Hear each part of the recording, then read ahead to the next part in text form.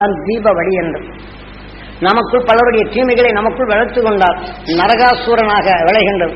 நமக்குள் நல்ல உணர்வுகளை கொள்ளுகின்றது என்று இந்த 12 மாதங்களின் விழாக்களை வைத்து தீமைகளை நாம் எப்படி குறைப்பது, பரமாத்மாவை எப்படி சுத்தப்படுத்துவது, மனித உடலை எப்படி தூய்மையாக்குவது, அருள்வழியை நமக்குள் எப்படி பெருக்குவது இந்த விழாக்களை எடுத்துள்ளார்கள். ஆகவே தீப வழி என்று அதை 4 மணிக்கு தான் நாம் எண்ணெய் தேய்த்து மொழியை விட்டு ஒரு சிலர்கள் ஆட்டையும் கோழியும் விழுங்குவார்கள். ஆக அதே சமயத்தில் அன்றைய நிலைகள் இல்லாத கவலை வரும். இன்னைக்கு புத்தாடை வாங்கவில்லை, பையன் அழுகின்றான். அந்த நரக வேதனை தான் உள்ளுக்கு அனுபவிக்கின்றோம். ஆக நரகாசுரனுக்கு அங்கு மீண்டும் இடை கொடுத்து இன்றைக்கு குடும்பங்களில் பட்டாசுகள் வெடித்து கொண்டாடப்படும் போது வெடித்து மீண்டும் நரகாசுரனை தான் நாம் அழித்துக் கொள்கின்றோம். இதை போன்ற நிலைகளிலிருந்து விடுபட வேண்டும். நரகாசுரனை கொண்ட நாள் என்றால் அந்த காலையில் 4 மணிக்கெல்லாம் அந்த மகிழ்ச்சியின் அசக்தி நான் பெற வேண்டும், என் உடல் முழுதும் படர வேண்டும், என் வாழ்க்கையில் யாரெல்லாம் சந்தித்தனோ அவங்க குடும்பங்களில் அவர் உடல்களில் துரு மகிழ்ச்சியின் அசக்தி பெற வேண்டும், மலரை போல மனம் பெற வேண்டும், மகிழ்ந்து ஆளும் சக்தி பெற வேண்டும், நான் தொழில் செய்யும் இடங்களெல்லாம் இந்த நிலைகள் பெற வேண்டும் என்று எண்ணங்கள் எண்ணும் போது எல்லோரும் ஏகுபித்த நிலைகள் பெறப்படும் போது நமக்குள் இருக்கும் இந்த பகைமை உணர்வை காலையில் அதே 4 மணிக்கு அதை அழைத்து செல்லுகின்றது. ஆகவே நமக்குள் தீமையை விளைவிக்கும் இந்த நிலைகள் இதே கண்கள் தான். தீமை செய்வனை உற்று பார்த்து தனக்குள் இந்த உணர்வை வைக்கும்போது நரகாசுரனாக அணுக்களாக விளைகின்றது. அந்த தீமைகளை வென்ற இந்த உணர்வின் தன்னை ஏகுவித்த நிலைகள் கொண்ட இந்த கண்கள் அந்த மகிழ்ச்சியின் அசக்தி பெற வேண்டும் என்ற உணர்வை நுகர்ந்து உயிருடன் ஒன்றி இந்த உணர்வின் தன்மை தனக்குள் அடக்கப்படும் போது அந்த அசுர குணங்களை வளராதது தடுக்கும். ஆக உணர்வின் தன்மை இங்கு அடைக்கப்படும் போது அதே சமயம் தீமையில் விளைந்த உணர்வை சூரியன் கவர்ந்தால் அதை ஈர்க்கும் சக்தி குறையப்படும் போது காலில் சூரியன் அதை கவர்ந்து அதை கடலிலே அமைத்துவிடும். பரமாத்மா சுத்தமாகின்றது, நமது ஆன்மாவு சுத்தமாகின்றது. ஆக கண்களுக்கு பரமாத்மா என்று வைத்தார். பரத்தில் பார்க்கும் உணர்வின் தன்மை கொண்டு அதை தனக்குள் நகுந்து அதை உணர்வின் தன்மை எடை கொடுக்கும் வழிகாட்டுவன் அவனை பார்த்ததை அணுவாக மாற்றுவது இதே கண்கள் என்ற நிலைகளை தெளிவாக்கப்பட்டுள்ளது சாஸ்திரங்கள். இதை நாம் தெளிவாக தெரிந்து கொள்ளவில்லை. ஆகவே இதன் வழிகளில் இந்த தீப வழி என்பது அருஞானிகள் கண்ட வழி.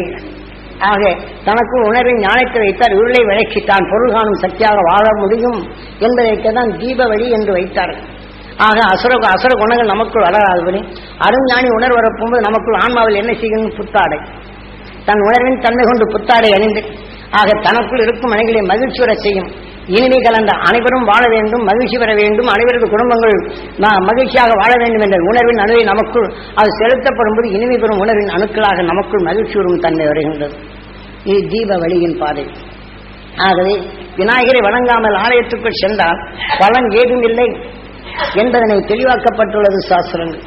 நாம் விநாயகர் தத்துவத்தை நாம் அந்த மகிழ்ச்சியின் அசக்தியை நாம் வினையாக வளர்க்கப்படும் போது அதை நாம் இந்த உடலுக்குள் அதை வினையாக்கி அந்த அருஞானத்தை தனக்குள் பெருக்க வேண்டும் என்றால் அந்த விநாயகரை வைத்து கோயிலுக்கு முன்னாடி வைத்திருப்பார்கள். ஆக கோயிலுக்கு முன் அந்த விநாயகரை எப்படி வணங்க வேண்டும்? மண்ணுலகில் நஞ்சினவென்று விண்ணுலகம் சென்ற அந்த துருவ மகிழ்ச்சியின் அருளை பெற வேண்டும், என் உடல் முழுதும் படர வேண்டும், என் ஜீவான்மா பெற வேண்டும், என் மனைவி பெற வேண்டும், என் மக்கள் பெற வேண்டும், என் தாய் தந்தை எனக்காக பெற்ற அவர்கள் மகிழ்ச்சியின் அருளை பெற வேண்டும், அதை மெய்வெளி பெறும் தன்மை பெற வேண்டும், நாம் தொழிலில் நாம் கண்டுணர்ந்தோர் உணர்வுகளிலும் அந்த நிலை மகிழ்ச்சியின் அருள் பெற வேண்டும், அவர்கள் தெளிந்த மனம் பெற வேண்டும், மகிழ்ந்துடன் உணர பெற வேண்டும், மலரை போல மனம் பெற வேண்டும், மகிழ்ந்தும் ஆற்றல் பெற வேண்டும் என்று இதை வினையாக்கி அந்த உணர்வை தன் உடலில் கணங்களுக்கு கரிவதியாக்கி என்ற நிலையை தெளிவாக்கப்பட்டது. இதை யாரும் நாம் சிந்திப்பதில்லை, நுகர்வதில்லை, ஆனால் நாம் எண்ணுவதில்லை. ஆக விநாயகருக்கு அரும்பிள்ளை கொடுத்தால் அது மெச்சி எனக்காக வேண்டிய பிள்ளை அவனை ரொம்ப ரசித்து சாப்பிட. நாம் புழுவாக இருக்கும்போது அந்த வினையின் தன்மை கொண்டு தான் புல்லை தின்றோம், தலை தாம்புகளை தின்றோம், கனிகளை தின்றோம், மனிதனானத்தின் சுவமிக்க உணவை படைத்து சாப்பிட இந்த மனித உடலை பெற்றோம் என்ற நிலையை தெளிவாக்கப்பட்டது. ஆகவே இதைத்தான் அங்கே சொன்னால் நாம் அதை எடுத்து விட்டோம். அரும்பிள்ளை கொடுத்து அர்ஜனை செய்து அப்பா உனக்கு பிள்ளையும் வைத்தேன், உனக்காக வேண்டி உன் காதல ஓதுறதுக்காக வேண்டி ஓரிய மந்திரத்தை சொன்ன உன் செவியை கட்டி எனக்கு ஏதாவது தர்மத்தை செய்வாய் என்று இப்படி நாம் இயங்கி பெறும். அவருக்கு காசு கொடுத்து ஆண்டவனத்தை கட்டளையிட்டு எனக்கு கொடு என்ற நிலையில் தான் வருகின்றன. தவிர அந்த உணர்வை நகர்ந்து நம்ம ஈசனாக ஆளும் அவனுக்கு அருள் உணர்வை கொடுத்தவன் உணர்வின் அணுவாக மாற்றி நமக்குள் தெளிந்திடும் நிலை கொடுப்பான் என்ற நிலையை மறந்து விட்டு மறக்க செய்து விட்டனர். இதை தெளிவாக்கிக் கொள்ளும். இந்த பக்தியின் நிலைகள் வரப்படும் போது இந்த நிலைகள் எத்தனையோ பக்தர்கள் இந்த கடவுளை அவதாரமாக தோன்றிவிட்டார்கள். பல நிலைகள் அவருக்குள் விளைந்த ஆசையின் உணர்வை பதிவு செய்து அதன் வழிகளை வளர்க்கும் தன்மையை தான் வளர்த்து விட்டார்களே தவிர மனிதன் சிந்தித்து தனக்குள் எண்ணீடு உயிர் உருவாக்குகிற என்ற நிலையை மறக்கவே செய்து விட்டார்கள். தன் ஆசையின் நிலை வளர்க்கப்படும் அதனால் வலுகள் அதன் உணர்வை உணவாக உட்கொள்ளும் நிலையை நமக்கு அணுக்கள் உருவாகுது என்று நாம் மறந்தே விட்டோம், மறக்கவே செய்து விட்டார்கள். ஆகவே இதை போன்ற நிலைகளிலிருந்து நாம் எப்படி மீளுதல் என்ற நிலையை உங்களுக்குள் தெளிவாக்குவோம். ஆகவே ஆலயங்கள் இந்த உடலை ஆலயமாக வைத்து எடுத்துணர்ந்த சக்தி அது நமக்குள் இயங்கி உடலாக சிவமானது, உயிரே ஈசனானது. அந்த உணர்வின் தன்மை அறிய வேண்டும் என்ற உணர்வுகள் எண்ணி அந்த எண்ணத்தால் கண்ணானது. ஆக கண்ணின் நிலை கொண்டு தனக்குள் எண்ணும்போது உணர்வின் தன்மை அணுவாக மாற்றுகின்றது. ஆக எண்ணின் தன்மை அது எண்ணத்தால் இயக்கப்படும்போது ராமனாகின்றது என்றும், ராமநாமத்தை நாம் எப்படி எரிக்கிறது என்று சிலர் பாடலை பாடிவிட்டார்களே தவிர நம் எண்ணங்கள் தான் ராமன் என்ற நிலையில் மறந்துவிட்டார். ஆகவே நாராயணன் அவருடைய நிலையில் வெளிப்படும் போது வெப்பம் ராமன் என்றும், சீதா என்ற நிலையை சீதா லட்சுமி என்றும், ஆக தான் விஷத்தை கவர்ந்தால் லட்சுமணா என்றும், சூரியனிலிருந்து வெளிப்படும் உணர்வுகள் தான் எதை கவர்கின்றான் மனத்தின் ஞானமாக அதை இயக்கும், அந்த உணர்வின் செயலாக இயக்கும் என்று இந்த எண்ணங்கள் தான் என்ற தெளிவாக்கப்பட்டது ராமாயணத்தில். அதை யாராவது நாம் சிந்திக்கிறோமே என்றால் இல்லை. ராமன் என்ற கடவுள் எங்கே உருவானான் என்றும், நம் எண்ணத்தால் நாம் எந்த நுகர்ந்த உணர்வு நமக்குள் கடவுளார்ந்த அந்த உணர்ச்சியை தூண்டி அதை எண்ணத்தை வைத்து நம்ம வழி நடத்துகிறான் என்ற நிலையை நாம் நுகரும் எண்ணங்களை உயிர் அந்த உணர்வின் அணுவாக மாற்றி அதன் செயலாக நமக்குள் எப்படி இயக்குகிறது என்று தெளிவாக்கினாலும் நாம் சிந்திக்கும் தர நிலந்தே உள்ளோம். ஆகவே இதை போன்ற நிலைகளிலிருந்து நாம் மனிதன் மீள வேண்டும். விஞ்ஞான அறிவால் இந்த மனித உடலை இழக்கும் தருணம் வந்துவிட்டது. அடுத்து வரும் நாம் வேதனைப்படும் உணர்வுகளை சந்திக்கும் இந்த தருணத்தில் இந்த வேதனை உள்புகாத அறுவழியை நமக்குள் பாய்ச்சி அதனை பற்றுடன் பற்றி இந்த வாழ்க்கையில் பற்றற்ற நிலையை மாற்ற வேண்டும். தீமைகளையும் மற்றதையும் பற்றிடாது நாம் பாதுகாக்க வேண்டும். அந்த உணர்வை பறைச்சியவர்கள் அன்றே செய்தால் தான் கண்டு உணர்ந்த மெய்ஞானி அதன் உணர்வு கொண்டு உடலை கோயிலாக்கி உடலை சிவமாக்கி உடலுக்குள் பல குணங்களின் சக்தியாக நம்மை எப்படி இயக்குகின்றது. அது சக்தியின் கொண்டு மனிதனை எப்படி உருவாக்கின்ற உயிர் ஈசன் என்றும், அந்த உயிருக்குள் ஏற்படும் வெப்பத்தை விஷ்ணு என்றும், அதனால் ஈர்க்கும் காந்தத்தை லட்சுமி என்றும், நுகர்ந்த உணர்வை உருவாக்கும் என்று பிரம்மம் என்றும், ஆக எந்த குணத்தின் தன்மை உருவாக்குகின்ற உணர்வின் தன்மை ஆகும்போது சிவம் என்றும், சிவத்தின் தன்மை இங்கே சேர்க்கப்படுகின்றது. ஆக நாம் எடுத்துக்கொண்ட உணர்வின் சக்தி நமக்குள் எத்தனை வேலைகளை செய்கின்றோம், இதன் வினையில் எதுவும் கூட்டு அமைப்பாகின்ற அதன் நிலையாக நம்மை ரூபமாக மாற்றுகிறது என்ற நிலையும் தெளிவாக்கப்பட்டது. ஆக தெளிவாக்கிய நிலைகள் கொண்டு நாம் எப்படி இந்த மனிதன் வாழ்க்கையில் வாழ வேண்டும் என்று காட்டினாலும் இந்த ஆலயங்களை நாம் எப்படி வணங்க வேண்டும், நாம் உடலுக்குள் மனிதனாக உருவாக்க காரணமாகின்ற நல்ல குணங்கள் அதை நாம் சிலையாக்கி உருவமாக்குகின்றார். இப்போ இந்த உணர்வின் தன்மை உறுப்பும்போது உடலாக துவைதம், அந்த சிலையை பார்க்கும்போது அங்க வைத்திருக்கும் கனியை பார்க்கும்போது துவைதம், அதனை மனத்தின் நுகர்ந்து பதிந்தால் அத்வைதம். ஆக அந்த சிலையின் தன்மை காவியமாக படைத்து இந்த உணர்வின் தன்மை நுகர்ந்தால் அந்த சிலை துவைதம், அந்த உணர்வின் தன்மை உறப்படும் போது அத்வைதம். ஆக இதை போல துவைதம் என்று உருவத்தை காட்டி காவியத்தை படைத்து நாம் கண்கொண்டு பார்க்கப்படும் போது சுவையின் உணர்வை அறிந்த நாம் எதை என்ன வேண்டும், எப்படி கவர வேண்டும், நமக்குள் சேர்க்க வேண்டும், அணுவின் தன்மை பெருக்க வேண்டும் என்றுதான் ஆலயத்தை அமைத்தான் அந்த அருள் ஞானிகள். ஆக விநாயகர் வணங்காமல் கோயிலுக்குள் சென்றால் பலன் ஏதுமில்லை என்றால் நாம் அருள் மகிழ்ச்சி உணர்வை வினையாக்கி அதை கணங்களுக்கு அறிவறியாக்கி அனைவரும் நலம் பெற வேண்டும் உணர்வை செருகேற்றி அந்த ஆலயத்திற்குள் வரப்படும் போது சிலையை வைத்திருக்கும் நமக்குள் நல்ல குணத்தை, ஆக சிலையாக வைத்திருவை நாம் பார்க்கப்படும் போது எதை கொண்டு பார்க்கின்றோம், தீப ஆராதனை காட்டும் போது அங்கு இருக்கக்கூடிய பொருள்கள் தெரிகின்றது. அப்போது நாம் என்ன வேண்டியது, பொருளறிந்து செயல்படும் இச்சக்தி நான் பெற வேண்டும் ஈஸ்வரா. இந்த ஆலயம் வருவரெல்லாம் பொருள் கண்டு உணர்ந்து செயல்படும் இச்சக்தி பெற வேண்டும் ஈஸ்வரா. நான் பார்ப்போர் அனைவரும் பொருள் கண்டு உணர்ந்து செயல்படும் இச்சக்தி பெற வேண்டும் ஈஸ்வரா. அங்க வைத்திருக்கும் காவியமாக படைத்திருக்கும் இந்த தெய்வம் நமக்கு நன்மை செய்யும் என்று சொல்லியிருக்கிறார். அந்த தெய்வ குணத்தை பெற வேண்டும், அந்த தெய்வ நிலைகளை பெற வேண்டும் ஈஸ்வரா என்பது அதை உருவாக்கும் அணுவாக நமக்குள் வாக்கி நம்மை காக்கும், நம் சொல்லும் இனிமையாக்கும் நிலையும் பிறரை காக்கும் நிலை அங்கே வருகின்றது. ஆகவே அதை நமக்குள் தெய்வமாக்க வேண்டும், இந்த தெய்வ குணத்தை பெற வேண்டும், இந்த தெய்வ நிலைகள் பெற வேண்டும் ஈஸ்வரா. இந்த உணர்வை உந்தப்பட்டு இந்த உணர்வின் இயங்கி ஓ என்று ஜீவ அணுவாக மாற்றும் உன்னன் உடலுக்கு செரு என்று சொன்னார். ஆகவே இந்த ஆலயம் வருவோர் நிலைகளும் நாம் வாழ்க்கையில் எத்தனையோ பேரை கண்டுள்ளோம், பகைமை உணர்வு கொண்டோரை பார்த்துள்ளோம். அவர்களுக்கெல்லாம் அந்த தெய்வ குணம் பெற வேண்டும், அவங்க தெய்வ குணம் தெய்வ நிலைகள் பெற வேண்டும், அந்த குடும்பங்கள் நாம் நலம் பெற வேண்டும் என்று எண்ண வேண்டும். ஆக தெய்வத்தின் மேல் அங்கு சிலை மீது வைரங்கள் வைத்திருக்கும், வைர கிரீடத்தை வைத்திருக்கும். அதை பார்க்கும்போது நாம் என்ன செய்ய வேண்டும், இந்த வைரத்தை போல் என் சொல் ஜொலிக்க வேண்டும், என் செயல் ஜொலிக்க வேண்டும், நான் பார்ப்போர் அனைவரும் வைரத்தை போல் அந்த ஜொலிப்பட வேண்டும், இந்த ஆலயம் வருவோரெல்லாம் இந்த நிலைகள் பெற வேண்டும் ஈஸ்வரா என்று நாம் இயங்குதல் வேண்டும். அங்கே தங்கத்தால் செய்த ஆபரணத்தை பார்க்கும்போது அந்த தங்கம் எப்படி மங்காது இருக்கின்றோ இது ஆடைகள் தன் உடலிலே தான் போர்த்தப்பட்டுள்ளது. இதை போல அந்த தங்கத்தை போல என் மனம் மங்காத நிலைகள் பெற வேண்டும் ஈஸ்வரா, இந்த ஆலயம் வருவதெல்லாம் தங்கத்தை போல அவர் மனம் மங்காத நிலை பெற வேண்டும் ஈஸ்வரா என்று அந்த உணர்வை எனக்கு நான் உருவாக்க வேண்டும், அவர்கள் மனதும் அந்த நிலைகள் அங்கே உருவாக்க வேண்டும் என்றும் அந்த உணர்வை நாம் பெற வேண்டும் என்று ஏங்கி பெரும்படி செய்தார். நமக்குள் ஒருவரை தீமை என்று வந்தாலும் அந்த உணர்வின் தன்னை மாற்றி அருள் ஞானத்தை தனக்கு ஒன்றாக சேர்த்து நாம் எண்ணங்கள் உண்டாக்குவதுதான் கல்யாண ராமா. ஒன்றி சேர்த்து இயக்கக்கூடிய எண்ணங்கள் வளர வேண்டும் என்று ஊட்டப்படுகின்றது. ஆக ராமன் என்ன செய்தார் என்று ஜனக சக்கரவர்த்தி இறை வளர்த்தான். ஆக உழுது பயிரிடும் போது அவன் நிலைத்து உழும்போதுதான் அதிலிருந்து கிடைத்தது சீதா. அதை தத்துக்கெடுத்து வளர்த்தான் என்று காவிய தொகுப்புகள் கூறுகின்றன. அந்த மூலத்தை விட்டு விட்டார்கள். நாம் மூலப்பொருளை உருவாக்கி காட்டிய உணர்வைத்தான் நாம் எண்ணுகின்றோம்.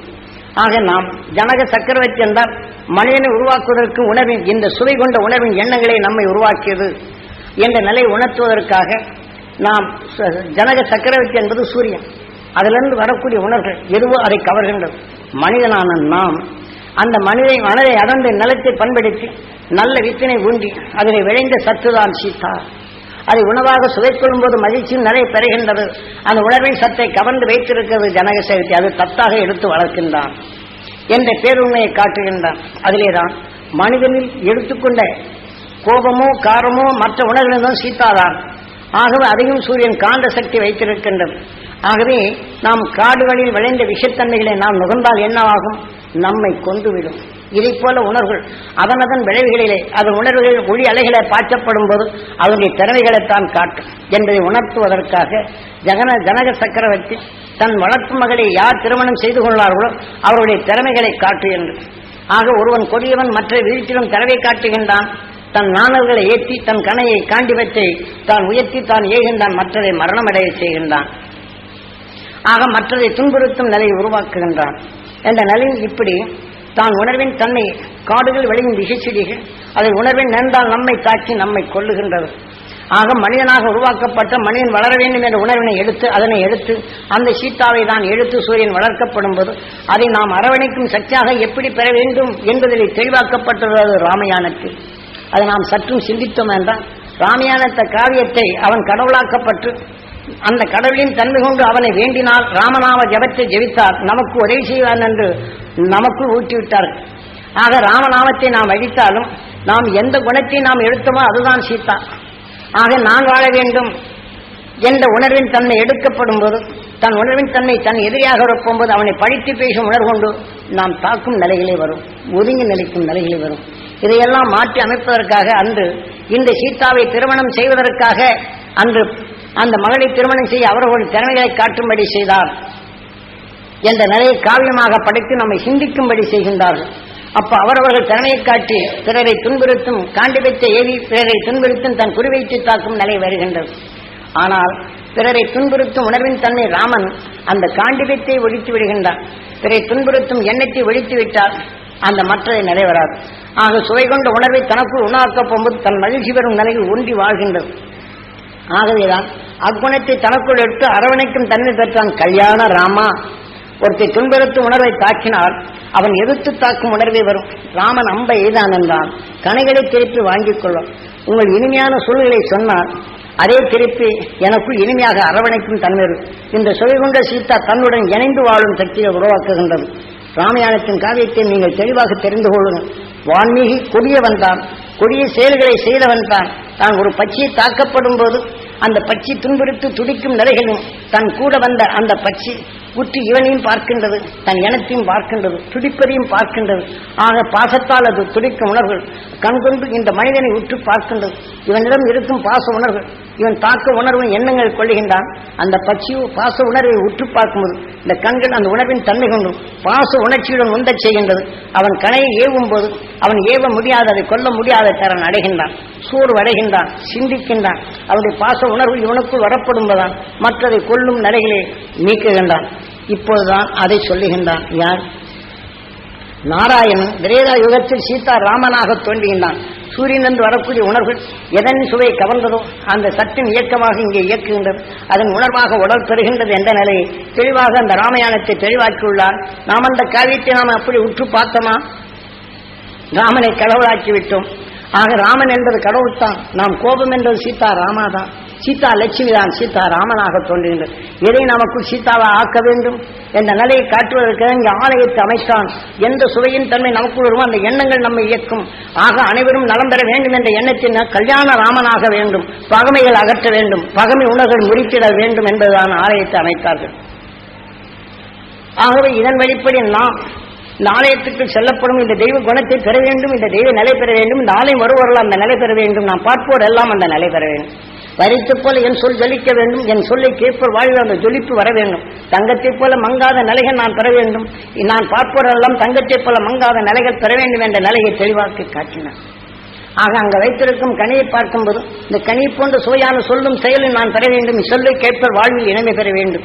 அப்ப அந்த உணர்வின் தன்மை வரும்போது சீதா அந்த உணர்வின் தன்மை அதே எண்ணத்தை பாய்ச்சப்படும் போது நமக்குள் அந்த உணர்வின் தன்மை வளர்கின்றது. நம் சொல் மற்றவர்களை மகிழச் செய்கின்றது. அதை உருவாக்குவதால் இதை வைத்தார். இது துவைதம். நாம் எண்ணி வைப்பது அத்வைதம். அதே சமயத்தில் நாம் நுகர்ந்து அறிவது விசிஷ்டாத்வைதம், உணர்ச்சியால் இயக்கப்படுவது விசிஷ்டாத்வைதம். ஆக அந்த உணர்வின் தன்மை நமக்கு நுகரப்படுவது துவைதம். ஆக நாம் எண்ணும் உணர்வை உடலாக்கும், அது உணர்வின் தன்மை நமக்கு இயக்குவதும் நம் சொல்லை மகிழை மற்றவர்களை மகிழச் செய்யும் என்பதுதான் இந்த பதார்த்தங்களை வைத்து காட்டினார். ஆக சாமி மேல் மலரை போடுகிறார், சாமிக்கா அதன் மேல் ஆடையாக அமைகின்றார். நாம் எண்ணும் உணர்வு நம் உடலே அந்த குணங்கள் ஆனால் அந்த மலரை போல மனம் பெறும், அந்த மகிழ்ச்சியினால் சக்தி பெற வேண்டும். நான் பார்ப்பதெல்லாம் மலரை போல மனமும் மகிழ்ந்து வாழும் சக்தி பெற வேண்டும் என்று இதை எண்ணினால் நாம் அடைவதும் அதே நிலை அடைகின்றோம். ஆக நாம் பார்க்கும் குடும்பங்கள் எல்லாம் மலரை போல மனமும் மகிழ்ந்து வாழும் சக்தி பெற வேண்டும். நாம் தொழில் செய்யும் இடங்கள் எல்லாம் மலரை போல மனமும் மகிழ்ந்து வாழும் சக்தி பெற வேண்டும். நாம் பார்த்த அனைவருக்கும் அந்த சக்தி பெற வேண்டும். நமக்குள் இருந்த பதிவு ஆகும் அந்த எண்ணங்களை சேர்க்க வேண்டும். நமக்குள் அந்த பகைமையினரை அழித்திட வேண்டும். அனைவரும் நாம் கல்யாண ராமனாக மாற்ற வேண்டும். சூரியன் எவ்வாறு பிரபஞ்சத்தில் உருவாகும் நஞ்சினை தனக்குள் அரவணைத்து ஒளியின் சுடராக மாற்றுகின்றதோ இதே போல மனிதன் மற்றொரு உணர்வுகளை மாற்றி தீமை என்ற நிலைகள் பகமை மாற்றி அந்த உணர்வின் தன்மை ஒளியாகும் போது அருள் ஒளியாக உயிருடன் ஒன்றி ஒளியின் சரீரம் ஆவது பின்னம் என்பதை தெளிவாக்கப்பட்டுள்ளது சாஸ்திரங்களில். இதை யாரும் சிந்திக்கின்றோமா? இப்ப சொன்னாலும் யாராவது கேட்டுங்களேன், சாமி அற்புதமா பேசுறாரு, நம்மால அது முடியுமா?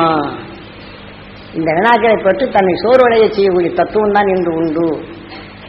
எவ்வளவு சொல்றோம், எல்லாரும் பெற வேண்டும் ஆசை உணர்வின் தன்மை நுகரப்படும் போது இதை என்ன செய்ய என்னால முடியுமா? நானே இதை முடியல, அதுக்கு ஒன்றும் தெரியாதவங்க எப்படி பெறப்போறாங்க? தான் பெறுவது மட்டும் இல்லாத பிறரும் பெற முடியாத என்ற உணர்வை எடுத்து யாருக்கிட்ட பேசணும்னா நாம சாமி பேசுறா நல்லதா இருக்கு, என்னால பெற முடியும், நீங்க எல்லாம் எங்க பெற போறீங்க? பெறவங்களும் கெடுத்து விடுவோம். ஏன்னா சாக்கடைக்குள் நல்ல தண்ணி ஊற்றணும் என்ன ஆகும்? அதுவும் நாடும். ஆனால் நல்ல தண்ணி அதிக வைத்தால் சாக்கடை என்ன செய்யும்? அது ஓடிவிடும். ஆக இந்த வாழ்க்கையில் அறுவடையை நமக்குள் கோட்டினால் நம்ம எரியாத இருளுடைய மாற்றிடும் நிலையாக தான் அங்கு ஆலயம் வைத்தது. ஆகவே நம் உடல் உயிர் ஈசனாகவும் கண்ணனாகவும் உடல் சிவனாகவும் நாம் எடுத்துக்கொண்ட எண்ணங்கள் வினையாகவும் வினைக்கு நாயனாக மனித உடலும் ஆக நாம் பல கோடி சிறையை சேர்த்துக்கொண்ட வினைகள் 6வது அறிவு முருகு மாற்றி அமைக்கும் சக்தி பெற்றது. இந்த உடலின் நிச்சயம் நாம் எப்படி பெற வேண்டும் என்ற நிலையை தெளிவாக்கப்பட்டது. இதைத்தான் இன்று வேதங்கள் கூறுவது என்ன? என் உடல் இன்று ரிக், நாம் சொல்லும் சொல்லும் நிலைகள் சாம இசை. நாம் உயர்ந்த குணங்களை பற்றி சொல்லும் போது நுகரப்படும் இந்த இசை உங்களுக்குள் உணர்வாகின்றது. ஆகவே நீங்கள் சங்கடம் என்ற நிலை வரப்படும் இந்த இசை அதை அடக்குகின்றது அகர்வன. ஆகவே அடக்கும் போது இந்த உணர்வின் தன்னை முன்னணியில் அருண் ஞானி உணர்வு முன்னிருந்த யஜு மீண்டும் அந்த மகிழ்ச்சியின் அசக்தியை நீங்கள் பெறப்படும் போது சாம. ஆக இந்த உணர்வின் தன்மை வந்து யஜு என்ற நிலை வந்தாலும் அது ரிக். தான் உணர்வின் தன்மை உடலின் தன்மை தனக்குள் அமைக்க வேண்டும் என்றுதான் வேதங்கள் தெளிவாக்கப்படுகின்றது. ஆக வேதத்தின் இயற்கை நிலைகள் காலத்தால் மறைந்து போய்விட்டது. வேதாந்திகளும் இன்று வேதாந்தத்தை தான் சித்தாந்தமாக மாற்றிக்கொள்கின்றார்கள். தான் கற்றுணர்ந்தேன் என்ற நிலையைத்தான் பாசுகின்றார்கள். உணர்வின் மூலக்குறை மறந்துவிட்டார்கள். தான் கற்றுணர்ந்துதான் பெருகென்ற நிலையை வரப்படும்போது மற்றதை உணர்த்துவதும் அது மறிந்து விட்டது. இந்த நிலைகளிலிருந்து நாம் மீள்தல் வேண்டும் என்பதற்குத்தான் வேதங்கள் கூறியபடி நாம் ரிக் சாம. இப்போ ஒருவன் அழுகிறான் என்றால் அந்த அழுகின் நிலைகள் சாம. நாம் நுகர்ந்தால் அகர்வன நல்ல குணத்தை எடுத்து நாமும் அழுகத் தொடங்கிவிடும். அழுகும் அணுக்கள் தன்மை இழப்பொன்பது யஜு. அந்த வெற்றின் தன்மையோடு ஏன் அழுதார், எதற்கு அழுதார், அவர் அழுதார், நானும் அழுதேன். இந்த உணர்வு வரப்போது மீண்டும் அதை எண்ணப்படும்போது நம் அழுகுக்குரிய செயலை நமக்குள் உருவாக்கும், அதன் உணர்வின் அணுவாக வளர்க்கும். அதன் நிலையை தான் அந்த உடலின் உணர்வின் தன்மை அமையும். நோயின் தன்மை வளைந்த பின் உடலின் ரூபங்கள் மாறும் என்ற நிலையில் வேதங்கள் தெளிவாக கூறப்பட்டுள்ளது. நாம் இதை போன்ற நிலைகளிலிருந்து மனித வாழ்க்கையில் விஞ்ஞான உலகில் மனிதன் எண்ணங்கள் மடியும் இத்தருணத்தில் அந்த எண்ணங்கள் மடிந்தால் அருள் உணர்வை நமக்குள் எடுத்து நஞ்சினை வென்று உணர்வினை ஒளியாக மாற்றும் சக்தி நீங்கள் பெற வேண்டும் என்று இப்போது நாம் தியானிக்கப் போகின்றோம். ஆக இந்த தியானத்தின் வலு எதற்கு? நம்முடன் வாழ்ந்து உடலை விட்டு சென்றவர்கள், இந்த உடலை விட்டு பிறந்து சென்ற அந்த ஆன்மாக்களை அவருடைய உணர்வுகள் நம்முடன் உண்டு. இதன் வலுவை அருள் ஞானி உணர்வை எடுத்து இன்றைய நாளில் உடலை விட்டு பிரிந்து சென்ற அந்த ஆன்மாக்களை அந்த சப்தரிஷி மண்டலத்துடன் இணைக்கப்படும் போது உடல் பெறும் உணர்வுகள் அங்கே கரைக்கப்படுகின்றது. ஆக நம்முடன் வாழ்ந்த அறிவு தெளிவான மகிழ்ச்சியுடைய உணர்வுகள் அங்கே நிலைக்கப்படுகின்றது. அவ்வாறு அவர்கள் செய்துவிட்டால் நாம் சப்தரிஷிகளின் அருசக்தி, சப்தரிஷி மண்டலங்களின் அருசக்தி பெற வேண்டும் என்றால் அதன் உணர்வின் தன்னை கொண்டு நமக்குள் இருநீட்டும் சக்தியாக மாறுகின்றது. ஆகவேதான் இன்று நம்முடன் வாழ்ந்து வளர்ந்தவர்களை இந்த விண்ணை விட்டு அந்த உணர்வின் தன்மை நீங்கள் வறுப்பெற செய்து அந்த வலுவின் தன்மை கொண்டு உங்களுடைய மூதாதைகள் பாட்டன் பாட்டி என்றும் நம்முடன் வாழ்ந்த இந்த உடல் விட்டு பிரிந்து சென்ற அந்த ஆன்மாக்களை அவரின் உணர்வு நமக்குள் உண்டு அருள்வொளி நமக்குள் உருவாக்கி இந்த உடலை விட்டு பிரிந்த சூட்சம சரீரத்தை அருள் ஒளியுடன் கலந்து இருவரும் உணர்வுகள் கரைந்து ஒளிபெறும் சரீரம் பெற வேண்டும் என்று உணர்வாகி, ஆகவே அதன் நிலையை நாம் பெறச் செய்தோம் என்றால் அவரின் உணர்வு நமக்குள் உண்டு. நாம் எண்ணும் போது அந்த சக்தியை நாம் பெற வேண்டும். ஆக இந்த உணர்வின் தன்மை நீக்கும் சக்தி பெறுகின்றோம். இந்த உடலை விட்டு அகன்றால் அங்கே நாம் அங்கே அதை பற்றுடன் பற்றி இந்த வாழ்க்கையை நினைத்து நான் அங்கே செல்லுகின்றோம். வாழ்க்கையில் என் பையனை இப்படி வளர்த்தனே, இப்படி போய்த்தானே, நான் அவனுக்கு உதவி செய்தேனே, எனக்கு தீங்கி செய்தானே, இதை பற்றிவிட்டால் இந்த உடலை விட்டு சென்ற பின் நாம் இங்கே தான் செல்ல முடியும். ஆகவே இதை போன்ற நிலைகள் விடுபட்டு அருள் மகிழ்ச்சியுடன் பற்றுடன் பற்றும் அந்த அருஞான சக்தி உங்களுக்குள் வினையாக வித்தாகுது, வினையாக ஊண்டியது. இந்த உணர்வின் நிலை வினைக்கு நாயனாக எண்ணம் கொண்டு அதை இயக்கச் செய்யுங்கள். அதே உணர்வு உங்கள் உயிர் உருவாக்கும், உணர்வின் உடலாக மாற்றும், உங்களை அங்கே அழைத்து செல்லும். ஆகவே அந்த நிலை இன்று ஒரு செடியில் விளைந்த வித்த நிலத்தில் ஊண்டினால் நிலத்தின் துணை கொண்டு அந்த சத்தை கவர்ந்து எப்படி செடியாக வளைகின்றதோ இதை போல ஒரு மனிதன் வேதனைப்படி உணர்ந்தால் அந்த உணர்வின் தன்மை இந்த உடலில் பதிவாகும் போது வேதனை உருவாக்கும் அணுக்கள் உருவாகின்றது. நாம் இறந்த பின் எந்த மனிதன் நிலையில் வேதனை உருவாக்காமோ அந்த மனிதன் மடிந்தால் அந்த உயிரான்மா நமக்குள் இந்த வேதனைப்படும் அணுக்களாக மாற்றிவிடும். பின் வேதனை உருவாக்கும் புழுக்களாகவோ பூச்சிகளாகவோ புலியாகவோ பாம்பாகவோ உருவாக்கிவிடும். ஆகவே இதை போன்ற நிலைகள் என்று விடுபடுதல் வேண்டும். ஆகவே இதை வென்றவன் அருள் மகிழ்ச்சி. ஒவ்வொரு நிலையிலும் நாம் தீமைகளை கண்டாலும் ஈஸ்வரா என்று நம் உயிரை வேண்டும், அவன் தான் எண்ணீரை உருவாக்குகிறான். அந்த மகிழ்ச்சியின் சக்தி பெற வேண்டும் என்று இயங்கு. நான் என்றால் உங்களுக்கு இன்னொரு கூர்மையாக பார்த்ததும் உணர்வின் செவிப்புலன் ஒன்றியதும் உணர்ச்சி நீங்கள் நுகர்ந்ததும் உயிரின் தன்மை அணுவாக மாற்றியதும் அந்த உணர்வின் தன்மை அணுவாக பெற செய்வதற்கு தான் இன்னொருவரும் அதை செய்தது. உணர்வின் தன்மை பெற்ற பின் அது எண்ணத்தால் எடுக்கும் போதும் அந்த உணர்வின் ஆற்றல் நீங்கள் பெரும் தகுதி பெறுகின்றீர்கள். அந்த தகுதி பெற செய்வதற்குத்தான் இதை உருவாக்கியது, உணர்வினை போதித்தது. அதன் உணர்வின் நுகர அணுத்தன்மை அங்கே வளைகின்றது. நீங்கள் எப்போதும் இந்த விஞ்ஞான உலகில் இருந்து வாழ்ந்தாலும் அந்த மகிழ்ச்சியின் சக்தி பெற வேண்டும் என்ற உணர்வை சேர்த்துக் கொண்டால் அதை பற்றுடன் பற்றும் நிலை வருகின்றது. இந்த உடலை விட்டு சென்றால் நாம் அதை பற்றுடன் அங்கே செல்கின்றோம். ஆனால் இந்த மனிதன் வாழ்க்கை நான் நன்மை செய்தேனே எனக்கு தீமை செய்தான் இதை பற்றி கொண்டால் நீங்கள் இங்கேதான் வர வேண்டும். பழிதீக்கும் உணர்வுடன் அங்கே செல்ல வேண்டும்.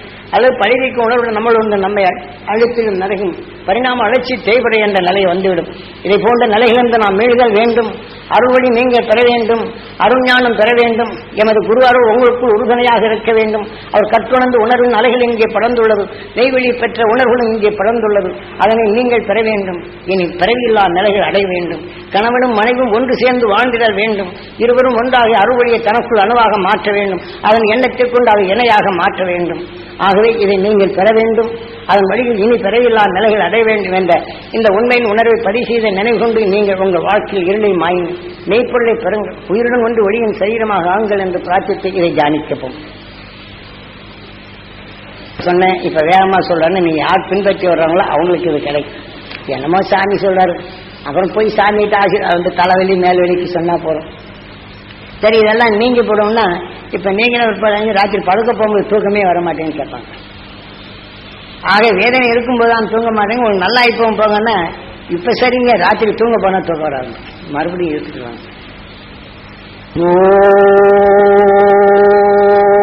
ஓங்கேஸ்வரா குருதேவா